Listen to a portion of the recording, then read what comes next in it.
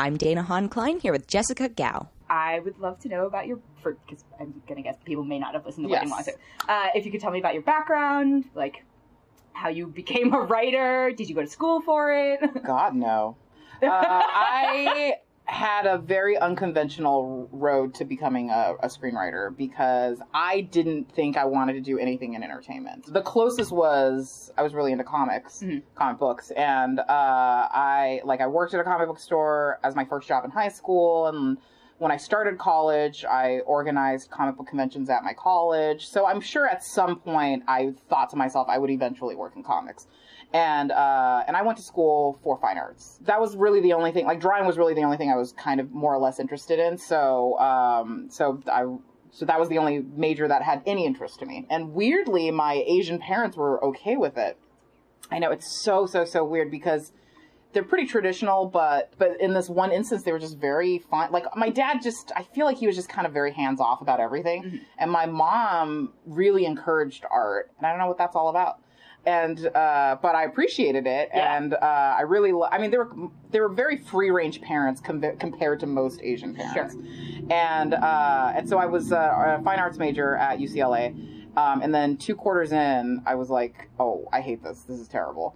I did not like the program there. It was very, very conceptual, aka pretentious. And everybody there was very pretentious. And most people just kind of walked around pretending to be a genius all the time, which I was not into. And so I immediately was like, this is not for me. But I also didn't want to read or write during college, so I didn't switch majors. And so I just spent the rest of college focusing on organizing these comic book conventions that I was really into. And then I graduated, like a great Asian, I graduated in 3 years because it's very easy to get an art degree when you don't care. But then I have this like very useless degree and I didn't know what to do. So, I fucked off to England for a little bit, as you do. And then I came back to America basically when my work visa in England expired. I came back to LA. I just did a bunch of odd jobs. I worked in marketing for a year just because my friend worked there and needed a 2-day temp, and I went in for a year thinking it would only be 2 days. Right. But then when they tried to promote me, I quit, which they weren't psyched about. And then I didn't know what to do. But I knew that my life was passing me by. I was 22. I had one foot in the grave, and I thought I really need to figure this out before I die. And so at that point, I'd been friends with a lot of these like indie comic book guys that I'd met through doing these conventions. And so I kind of had staged my own intervention and said, I need you guys to help me figure out what to do with my life. Should I work in comics or what should I do? And they all were like, you should write. And so I said, all right, that sounds good. I can do that. As long as you're not telling me I have to draw, that's fine. So then I thought I should write for animation because it seemed like a good transition from comics to animation, and it's a medium that I understand. So I emailed everybody I knew and said, I've decided to be an animation writer. If you know how, tell me, because I don't. Because I didn't know anybody who worked in entertainment. And one person wrote back and said, I have a friend who's a coordinator at Nickelodeon, and she says they have a writing fellowship you can apply for. Here's the link. So I look up the guidelines. I Googled how to write a script. I think I might have gotten a 3-day trial for final draft and wrote a script. And then I turned it in. And 8 months later, they tell you whether or not you submit in January, and then in I think September, they tell you if you're a semifinalist. But in between that time, you're just spiraling. And you're just going on with your life. And so during that time, I was working as an office temp. I was working in retail. And I just didn't have a plan B. I was like, I have this one egg, and I'm going to put it in this one basket, and then we'll see what happens. And if nothing happens, then I'll cross that bridge when I get to it. But right now, I'm just going to pretend that that's all going to work out. So they call me in September and say, you're a semifinalist. We'd like to see a second script, which I obviously didn't have. And so they said, you need to write a second script in 4 days. And also, rethink how seriously you want to be a writer, because what have you been doing for 8 months? So I wrote another script in 4 days. I turned it into them. They really liked it. And then I did a whole bunch of, they make you really earn it. So I did a bunch of interviews with them. And then I finally got this writing fellowship that I started in October. And it goes for a year. But 3 months into this writing fellowship, I got hired on my first job at Nickelodeon. And I've been working ever since. It's been 12 years. 12 years. Amazing. Yeah, but that's how I got started. Yeah. It's a very unconventional route. It is and it isn't, right? Yeah. It's one of those, I feel like totally. A lot of people, Yeah, it's just that most stories I hear is like, I was on the Harvard Lampoon and then I graduated and got a job right away. I wouldn't see this Yeah. teacher, but I know. I love any chance I get to shit on Harvard Lampoon people. one thing worth noting is that you technically are from China. Yes, that's true. Yes, I was born in China. Yes, but you came here young. I came here when I was 4, but then my parents sent me back when I was 7. Oh. Yeah, to go to school, Okay. so I can read and write Chinese. Okay. A lot of their friends' kids who immigrated or were born in America, once they started school, they would speak only English, and they eventually just lost the language. And when I started school here, I started speaking more and more English, and so they freaked out and thought the whole thing was going to happen to me. But I mean, we lived in the San Gabriel Valley, which is 90% Chinese people, so they could have sent me to one of a million Chinese schools that were in the neighborhood. Or they could have just said, we're only going to speak Chinese at home. They could have done so many things that weren't as drastic as sending me back to the old country. Alone, by the way. But they did. That was their choice. And so then they sent me to China, and I lived with my mom's old best friend from the neighborhood who I'd never met before, because they thought that my grandparents would spoil me, and they didn't want a brat when I came back. Of course. So they sent me off. So my mom paid her old friend $100 a month to take me. And the lady was like, this is such a great deal. How long were you there for? For a year. They wanted it to be 3, but I talked them down to 1 year. Oh, negotiating from early. Negotiated. Good Chinese girl. Yeah, I negotiated down to 1 year with the caveat that if I did the year, then they would, when I came back, they would get me a puppy. And then I made them write out a contract, because I was like, I need proof, I need this in writing, because these assholes burn me all the time. And we wrote out a contract, but when I came back, they reneged on the deal, just like I knew they would. They said, it's for 3, you have to go back and do 2 more years if you want that puppy. Did you didn't go back? I didn't go back, but that was when I learned that you should always keep your own copy of a contract, because I realized that they threw away the only copy. So life lessons learned at a young age. Yeah. So at age 8, I learned always get your contract in triplicate. That's right. One for you, one for them, one for the lawyers. Yeah, exactly. So it might be different for you, but I don't feel like I became hyper aware about visual representation in media until I was older, and I realized nobody looks like me on TV and in movies. Were you a big consumer of media? Were you allowed to watch TV? Oh yeah, absolutely. I was TV was my babysitter. I was a latchkey kid. That's all I did. Like when I woke up, like as long as I was in the house, I was probably watching TV. But yeah, I noticed that pretty young. But I don't think I understood what it meant. I just when I was younger, anytime there was an Asian person in any form of media in American pop culture, I would get really excited. So who's the first one you remember? I think two of the earliest ones were, that I can recall, are Trini the Yellow Power Ranger, and also Sam from California Dreams. And and also obviously Claudia Kishi from Babysitter's Club. And also I loved her too, because she was like the artsy one. How did you feel about Trini? Were you a big Power Rangers person? I remember watching a lot of it when I was like in 4th grade. But I think all I remember was like just being excited that she was there, you know? And that was the thing, like all through elementary school, junior high, and high school, anytime there was somebody that was Asian that seemed like halfway cool, I was psyched about. I remember when I was in high school, the Madonna video, I think it was for Ray of Light, came out. And I remember one of the backup dancers was this really rad looking Asian girl. And I would watch MTV, because this is before DVR. I would watch MTV for that video to come on, just so I can see this like super rad Asian backup dancer. Let's also not forget, that's when MTV still played music videos. Yes, yeah, totally.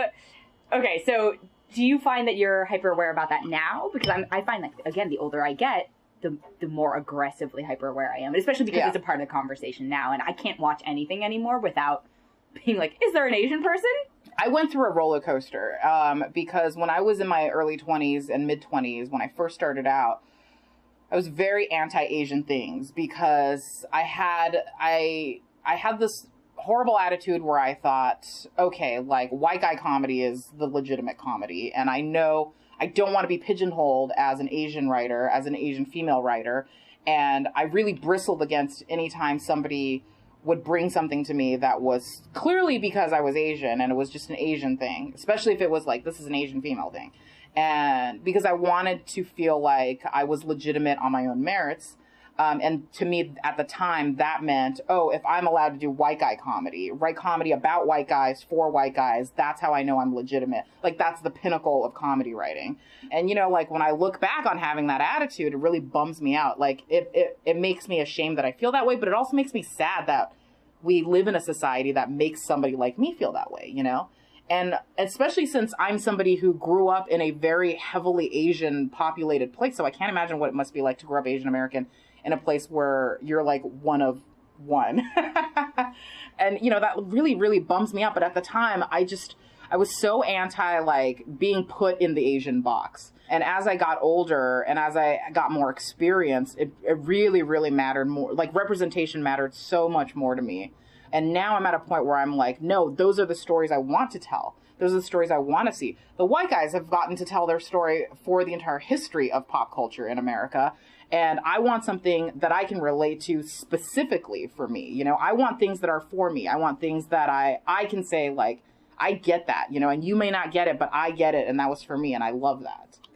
So are there examples of things that are being produced now or that you're watching that, like, start to hit home for you hit that, like, metric? In terms of Asian American stuff, not really.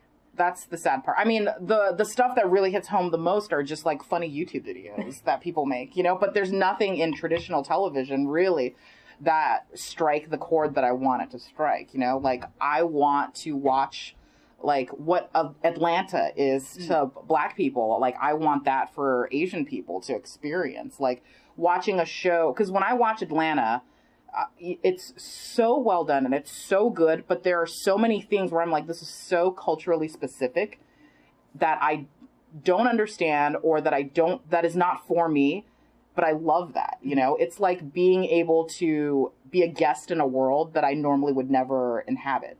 And it's really, really wonderful. And I want to have that for my own community. So fresh off the boat, yay or nay? Fresh Off the Boat, at the end of the day, is a traditional, like, ABC sitcom, right. You know? So, like, while they might be able to get, like, into some specificity with certain jokes and, like, some storylines, it's still very, very broad. Mm-hmm. And ultimately, like, the core audience for that's being written to is a non-Asian audience, you know? And I want to go even further than that. And part of that is because it's on a broadcast network. Sure. And that is the nature of a broadcast show. But what I want is something much more specific and much more nuanced. And I don't know if you can do that on a broadcast show. Crazy Rich Asians, yay or nay? I'm very, very excited to see this movie. And I want it to be good so, so, so, so badly. So I guess we're going to have to wait till August. Yeah. So one of the things that makes me think of is like the pressure of being a minority creator. Yes. Which it's ironic that we call Asians minorities because like there's like 1 billion of us out there, the Chinese alone. So I guess we have to say Asian American. Well, and that's the other thing. Do you now identify as Asian American or do you still feel like you're Asian because you've been here so long, essentially? That I identify as Asian American because culturally that's how I grew up. I'm definitely more American than I am Asian. In Asian meaning from like East Asia. Yes, meaning Asia. But I also have to reconcile with the fact that most of America sees me as Asian and not Asian American, you know? And so I feel a responsibility to both. And also because like China is my birthplace and where most of my family still is and is a place that I go to a lot, like I feel a lot of responsibility to it, you know? And I feel like, I mean, it's always going to be a part of me. Yeah. Yeah. Do you feel you code switch, like, responsibility-wise? Because sometimes I'll be there's a movie and China's the one who's taken over the world. I'm like, yep, you all better watch out. And then other times I'm very like, no, it's fine. And I don't know if you feel that way or it's just like a distinct thing to me. I'm just a weirdo. Yeah, totally. I mean, I think code switching is a part of our daily lives, no matter what, you know. I guess it's like nationality, like allegiance switching, patriotism switching. Yeah, I mean, I love to joke that, you know, when China takes over America, I'm just going to switch teams real quick. Real easy exit. Yeah, and, you know, it remains to be seen if I'll generously bring Dan Harmon aboard with me or not. How the tables have turned. But yeah, I totally code switch back and forth on that. Especially if I'm around my family. Like, what's funny is when my parents' friends, like, will come visit and I meet them and talk to them, and It's very, they get really surprised. Either it's a 50-50 split. Like half of them are very surprised at how well I speak Chinese because they expect me to just be completely American. Mm-hmm. And I speak Chinese well enough where when I go to China, like, they can't tell that I'm from America by the way I talk. They can tell by my raging illiteracy, but not by the way I talk. And, but then the other half of my parents' friends are shocked that I speak English well, which is, that's the part that really gets me, is that I've been here since I was 4. Like, what do you expect? Yeah. And they'll say, like, so you just speak English with no accent, huh? Like, but really surprised. It's a bizarre part. Yeah, it's very, very funny how it's like a very even split. Yeah. Are you aware of it when that situation is happening, or is it something you tend to reflect on afterwards? Oh no, it's definitely in the moment. Yeah.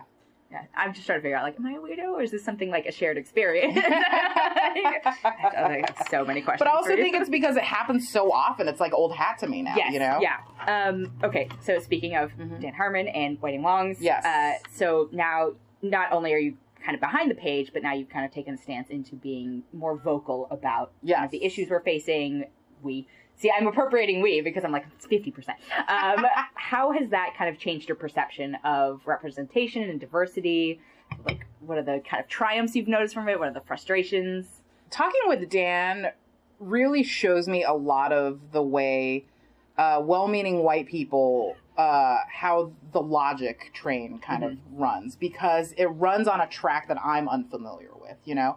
And when he explains a lot of when he Dan-splains a lot of his thinking, I mean, there's a lot of times where I'm like, fucking eye roll, this is such a, like, white guy thing to say. But there are other times where I'm like, oh, so that's how you arrived at why you think this way. And it helps me to understand how I can explain my position in a way that he understands, you know? And that really is the great thing about the conversations we have, because so often it's 25 minutes of one of us being confused by the other one, and then suddenly something clicks and it's like, oh, I get what you're saying. Now I know how to explain to you why you're wrong. So having done a podcast for a while, do you feel you're making progress? Is that the goal of the podcast, or is it just sort of a platform for awareness? Yeah, because we're very disorganized when it comes to the podcast, what we set out to do was just to have honest conversations between two people who like and respect each other and want to talk about these topics, and come into it with different experiences and different perspectives, and just have this very honest, rough conversation that isn't planned, that isn't polished, we're not coming into it with, like, publicist-approved talking points. And it's just us rambling, and sometimes one of us will realize we're wrong, and other times we think about something and somebody else brings up a good point, and then we go back on what we said originally, and it's this organic thing that kind of just keeps going. But what I wanted, and what seems to be happening, is a lot of people listen in and they get to vicariously live through these conversations that they might otherwise be too scared to have. Because that's the thing, a lot of well-meaning people want to talk about these things, but they might not have somebody that they feel comfortable enough talking about, and they're so afraid that they're gonna put their foot in their mouth or offend somebody, or be labeled a racist, which apparently is the worst thing you can do to a white person, that they just don't have these conversations. And so this is a way for them to vicariously live through us while we stumble through these very awkward conversations. And Dan is very unafraid of being the guy to put his foot in his mouth and ask the dumb questions and say the possibly offensive things, so that we can actually have a good result come out of it. What do you think your greatest frustration has been since talking about this in a more public kind of forum? It would have to be the tons and tons of straight cisgendered white guys who write in but what about me? Or the smug kind of entitlement of like this one guy wrote in and said, you know, I believe in meritocracy, and I listened to your argument about why meritocracy doesn't work, and you still haven't convinced me, so prove me wrong. And it's just, oh boy, come on, dude. That's what I want to spend my time doing, proving you wrong. Like, the emotional labor and mental energy and space that I have to put in, all the free labor that I have to do just to help you change your fucking mind. Your entitled mind. Yeah, exactly. The entitlement is what kills me. So in those situations when you get an email that gets you down, or you get a very frustrating tweet. It's always a tweet. What do you kind of say to yourself to... God, I have to take very long breaks from reading emails. So we're very behind because Yusan, our producer, and I are the only ones who read the emails. Dan famously doesn't, except for one surprise episode where he live read emails and immediately became furious, which was very vindicating for me. But yeah, I have to take... I'll read emails for a week and then I'll have to take a month break because we have some wonderful, wonderful listeners who write in, and like sometimes people just write in and say this podcast makes me feel heard. These are things that I wanted to talk about that I couldn't, and now I get to listen to it, you know? And those are like the best. Those make me feel so wonderful. But for every one of those, there's another one where some dude is like, prove me wrong. Woman of color, prove me wrong. Prove me wrong why I shouldn't think that you're less worthy of a job. And so it's hard. Like, I haven't figured out what the best way to deal with it is, because I know that the best way is not to just stop reading emails for a month and then read them for a weekend and get furious. I like to think that I'm a little bit better than Dan at letting things kind of roll off my back. And especially on Twitter, it's very easy for me to just ignore things on Twitter. If I see somebody writing something dumb on Twitter, I'm just like, okay, this is a non-person. Ignore.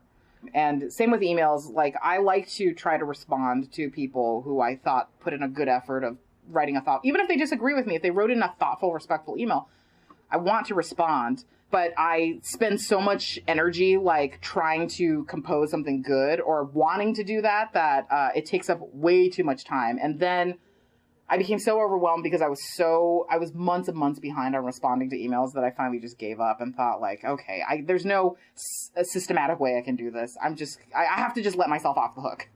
Serious hat on intersectionality. Because not only are you Asian, yes, you're a woman. Yes. So it's very tied. And do you find yourself thinking about them separately ever, or is it always kind of connected? I do think about them separately a lot. It's hard because it does feel like part of the conversation is missing. And and it especially happens when it comes to things I'm writing, because a lot of the times if I'm writing something for a female character, like if I'm pitching a project for a female-led project, there's always the question of, well, the default obviously is this is going to be a white woman, you know? And sometimes I'm like, you know what, this is a female story. Like, it can be a white woman. That's fine, because as women, we all have a commonality, and we all experience sexism, you know, in a similar way. And there are so many stories about like female relationship dynamics and friendships that are just specific to being female, and that's fine. Race doesn't have to enter into it. And then there are times where I want to write like. I've noticed that when I get into more race, where I want to write an Asian project, that's when it feels weirder to me if I'm writing an Asian project that's for, like, say, majority male cast. Because then I feel like, okay, but I really need something that is more reflective of me in there. And I think that's when intersectionality really comes into more of the focus. Do you think in terms of sort of progress... Yeah, it's a conversation that's certainly being had on multiple fronts, but I do feel that, like, Asians are the invisible minority in some senses, right? Yeah, like, absolutely. It's like, you know, Oscar's so white, in reference to, like, the fact that there's not a huge black contingent, but then it's like, did nobody notice the Asian jokes that happened? Yeah. And nobody cared about? So how do you sort of balance bringing those topics to the forefront when you are, you know, submitting a script, or you are having to kind of bring people to the light of these topics? It's how do you fix racism? It's weird being an Asian person talking about race relations in America, because we are the closest to white on the spectrum of race in terms of how we're treated. We're basically white adjacent. Brown people and black people, far worse treatment in America than we experience. But I do think that there's a way to talk about everyone's issues, or actually we should be able to talk about everyone's issues and not have to play Oppression Olympics, because just because you, like, police are literally murdering you, like, that is very serious and that's terrible, and that's something we should talk about. But that also, it's not mutually exclusive. Like, we can also talk about all the things that happen to other races too, you know? But I do think that Asian Americans need to acknowledge that on the spectrum of racism in America, we are afforded much more advantages, and we are much closer to the white end of the spectrum than anybody else. And that's something that we have to acknowledge. And there's nothing, the thing is, we should never, because I don't want white people to not acknowledge their privilege.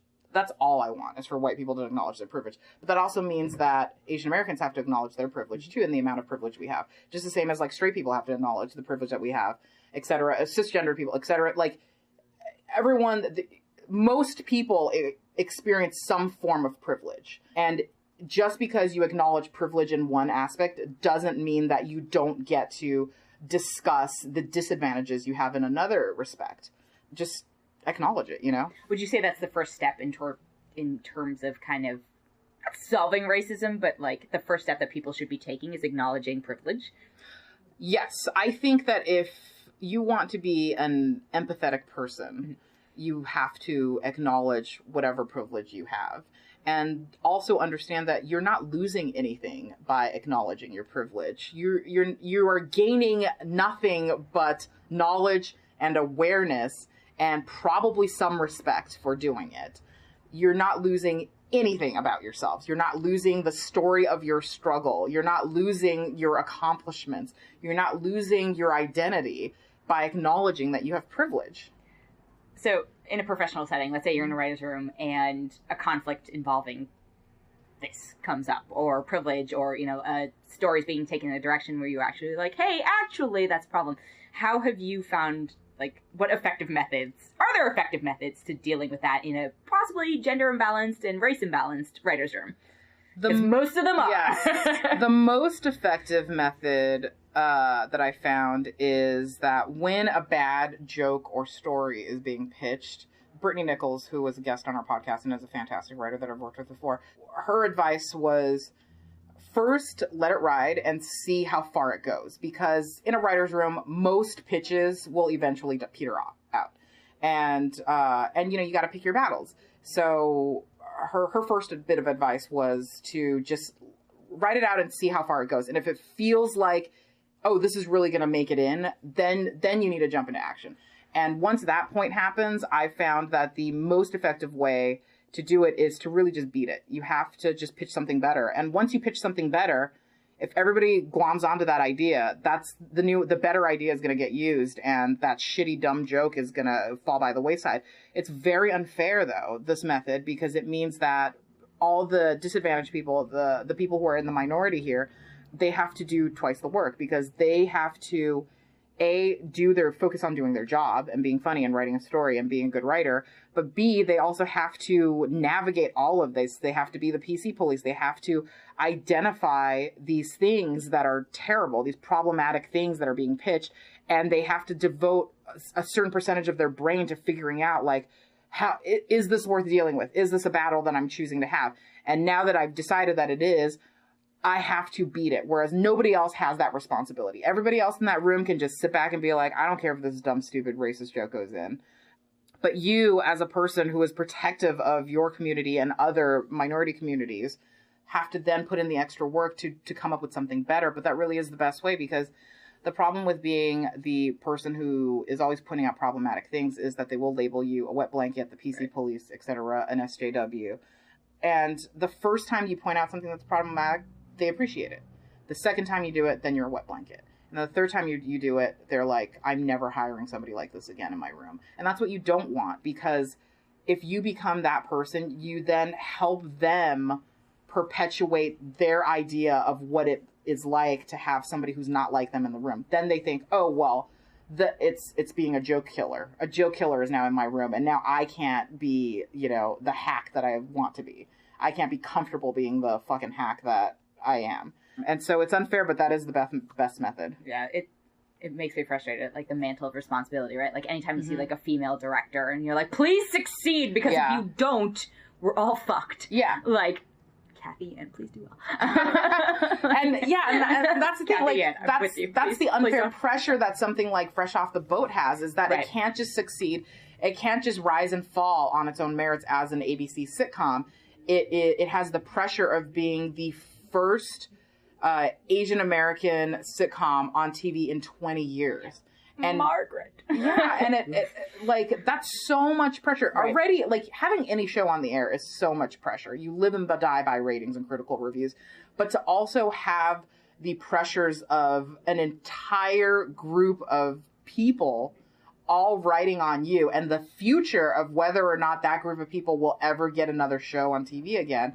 Like, I can't imagine what the pressure must be like to not crack.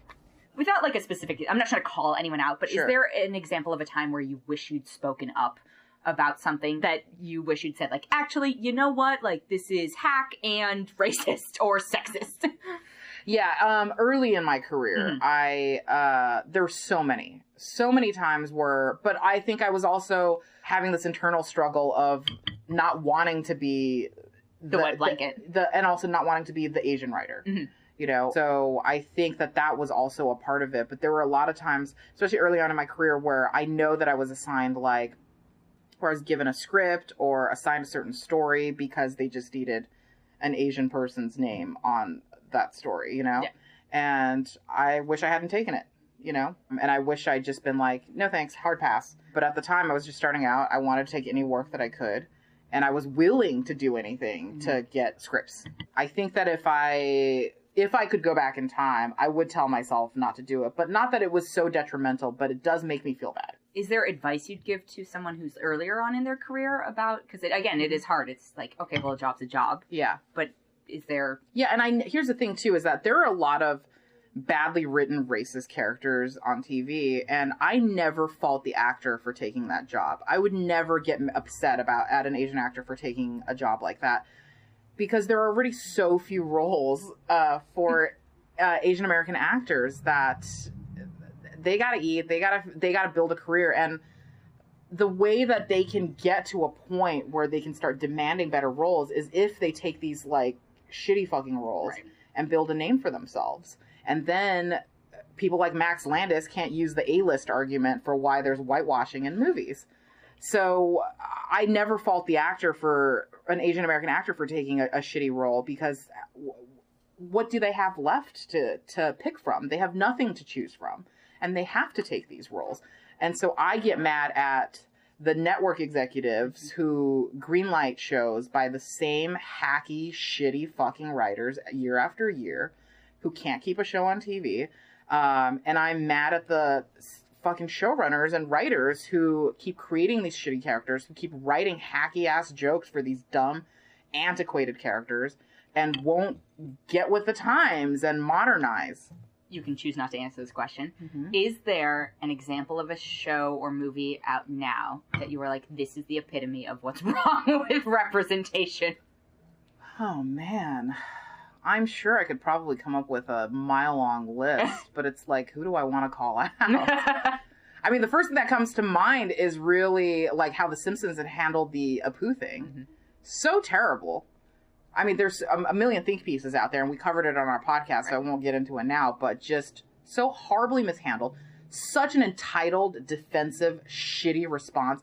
Continually, by the way. Like, they just cannot stop doubling down on being shitty about it. They're digging in on that. Yeah, and it's like, fucking rest in peace, guys. Yet not, because it's The Simpsons, and it's still, again, it's like, I won't call The Simpsons hack, but it's still one of those things where it's like, it gets to get away with this. Yeah, but it's also hasn't been good for 20 years, so. I haven't watched it in a very long time. I never was a big Yeah, Simpsons. I don't know anybody who's Sorry, watched it in the last 10 years. If you could write on any show or movie throughout history that you haven't already worked on, what would it be? Throughout history? Yeah. Good Lord. God damn, I wish I'd been a writer on that show, or current show, or whatever. Oh, man. You know what show I would have loved to have written on? It's going to surprise you. Eastbound and Down. I loved Eastbound and Down. It's one of my favorite. It's one of my all-time favorite shows. Why would that surprise me? Well, because it has nothing to do with Asian representation. But I just love that show. Right, that's the thing. It's like, when you take a job that has nothing to do with representation, and there's no Asian characters, there's no female characters, possibly, because that's a very possible thing. Are you ever able to do that right now without feeling, I don't know if it's a sense of guilt or responsibility, or are you just like, hey, I'm a writer, this is what I do? It bums me out, because we will have reached true equality if this whole conversation becomes moot, you know? If there were so many shows on TV that featured Asian representation, that were by Asian creators who were there to tell their own stories, then it wouldn't matter if you wrote for a show that was all about white people and was a white story. It just wouldn't matter, because at that point, then, all things being equal, you're just a writer. And it's sometimes it really, really sucks because you feel the weight of this responsibility. And there are certain times where you're like, you know what? Fuck the responsibilities. I just love this show, period. And sometimes I just want to be a writer, period. No qualifying adjectives, anything like that. I don't want to be an Asian writer. I don't want to be a female writer. I just want to be a writer. And I just want to work on this show without guilt because I like this show. I love what it's about. And it feels very unfair that I can't 100% have that at this point, because there's a part of me that will always feel like, oh, time spent on this is time spent away from furthering the cause. The cause, exactly, yeah. And I think that that's really unfair too, because that's something that white people in this country don't have to worry about. Do you ever wonder about, like, was I hired because I was a minority in multiple senses? There's been tons of jobs where I knew I was being hired because I was either a minority or a woman or both. What do you tell yourself in those moments? I just tell myself, well, I mean, at least they have the wherewithal to at least try to hire one. And has there been a job or a writing gig that you've gotten and you felt like, no, I was hired because I was awesome? Yeah, I mean, really, it was early on in my career. More often than not, I was hired because they specifically needed a woman. Either because the network, I was hired on a show once where they told me that the network told them they had to hire a woman. That's a loss. Yeah, real wonderful way to start a working relationship.